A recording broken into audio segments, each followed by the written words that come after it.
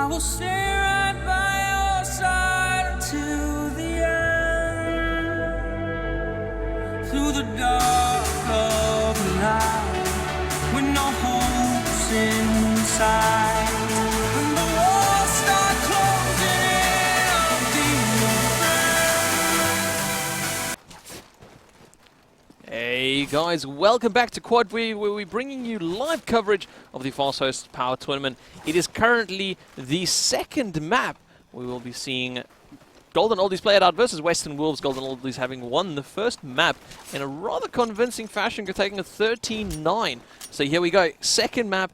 It is going to be Backlot, or as some people say, Fanlot, because he's very well known for playing this map. Of course, I am Menace. Alongside me I have Pansy, before I forget to introduce her, because I do that sometimes.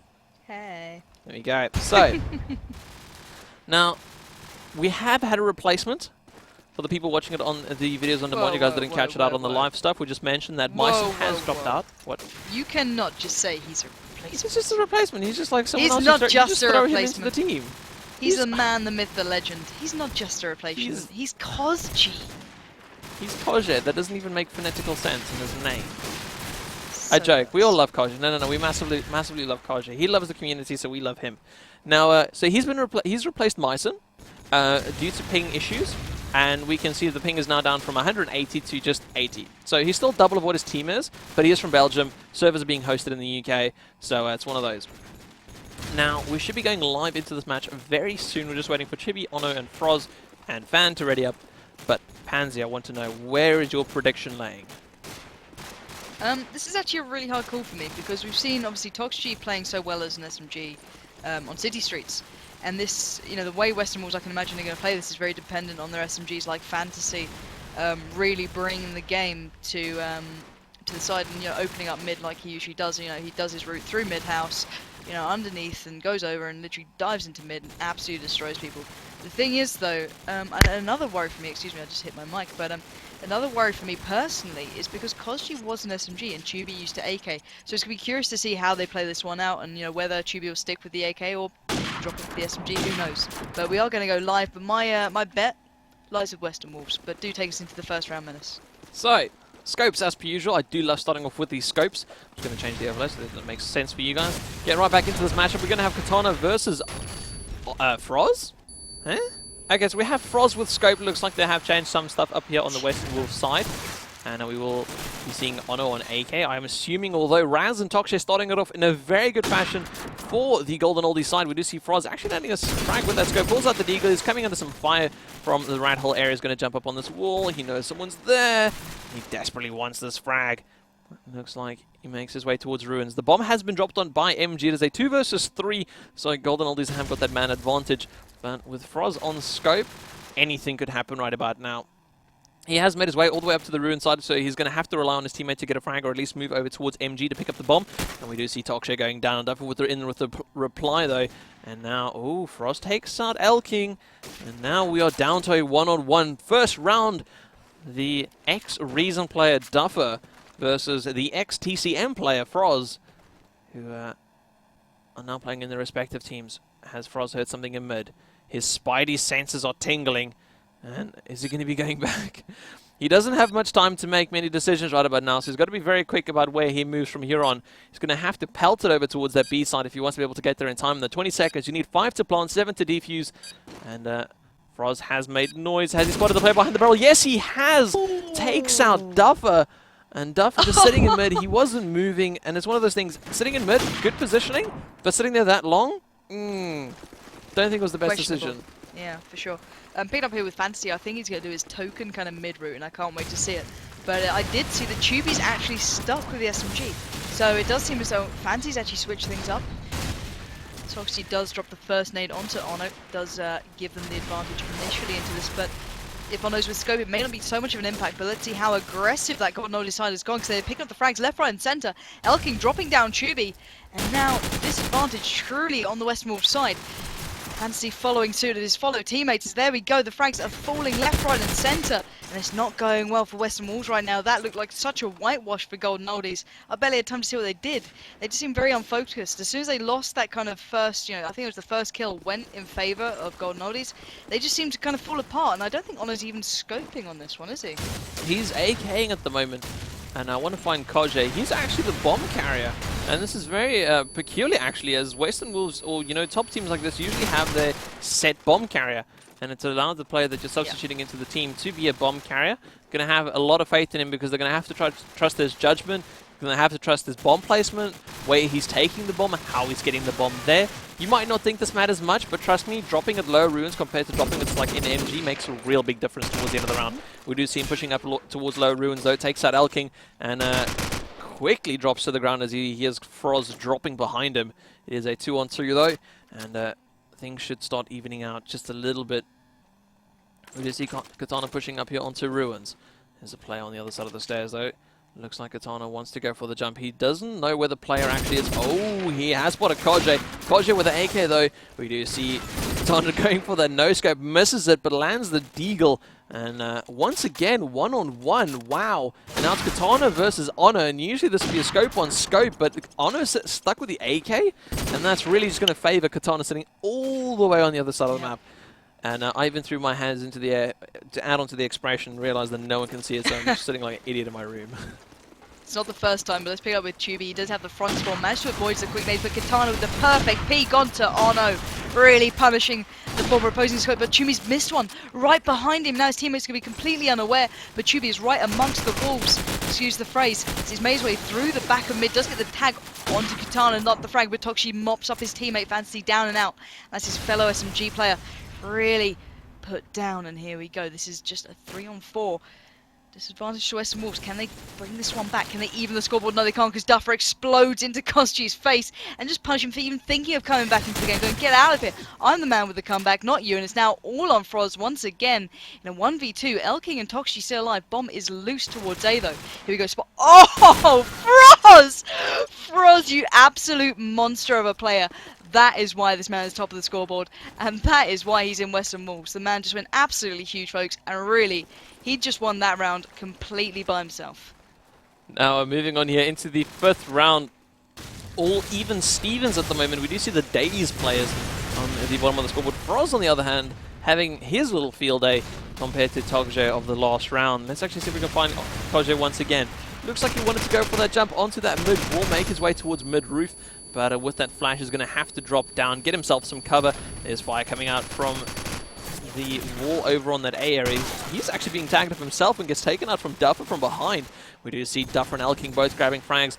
Fan finally in with a reply. And once again, getting into this mid-game area where the teams start evening up the members alive. Now we do see Fan trying to move over towards Gertis. So patient, so disciplined, not giving away his position until the very last second. Now we do... Oh, he has made some noise. I don't know if he's going to be able to get this frag. He's got to play just around the corner. Takes out Raz. Oh, and he has actually spotted Elking. Looks like he's going to rush over towards mid. Misses the jump onto the wall. I don't think that's so crucial. He has spotted the player on Radhole. Sticks with his SMG and rather going for the AK. And that's not just one of those decisions that in the moment, it's the gun he had. And I think he was just trying to close it off as quickly as he could. But I do think his deagle would have been the better in the situation there. Now he's making his way towards front. He's got to be very careful about the player sitting on the wall, top 10, anywhere like that. He is clearing out his positions before making his way into the A side though, so he shouldn't be too worried. Oh, once again, spotting Elking, and it's so difficult to try and get his bomb down if the player is towards front A. Elking going for mid roof. Couldn't have made a better decision right now. From this position, he should be able to see where Fan goes and should be able to stop him. Oh, but a smoke from Fan. Very smart for him to actually have that smoke late game. More so that it's really just weird that an SMG has the smoke late game. But unfortunately, he strolls out towards front A.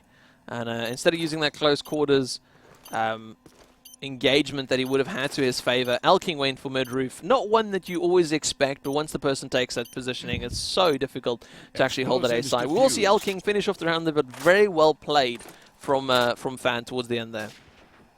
Yeah, Fantasy showing, all his fans what he's really worth. He did almost have it. It was so close.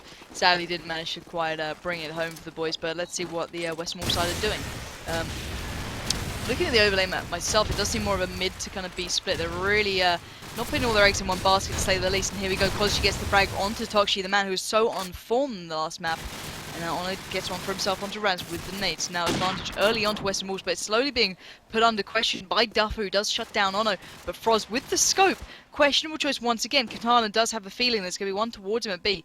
I don't know if he's right to be feeling it, and he is. Chubi is there at top B. He does try and bait out the fire of Katana, but he's having none of it. So Chubi now just watching the push. It's a 4v2, but you can see how cautious Western Wolves have to be, because both of these players could easily pick up a 4-man. It's not like it's impossible for them right now. So here we go, Chubi is at top B, looking across the map just to allow his teammates to get towards the side, but Froz jumps up, takes down the real scope here, because normally Froz is an AK, folks, so this is a real new weapon to him, and it doesn't seem to bother him one bit. And here we go, there we go, the last player goes down. It was Elking, and Chubi just casually strolls around the corner and takes him out with that SMG. And he's looking really even, and I'm really surprised how well Froz is actually doing with that scope currently. Yeah, it's a real odd one. He's been playing pretty much the same position, either over towards the B side or over on mid house, and it's kind of odd that he's able to do it so many times.